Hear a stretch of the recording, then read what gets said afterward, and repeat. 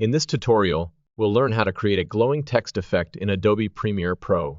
Let's begin. Start by creating a new text layer. Select the Type tool from the toolbar and click on the Program Monitor to create a text box. Type your desired text into the text box.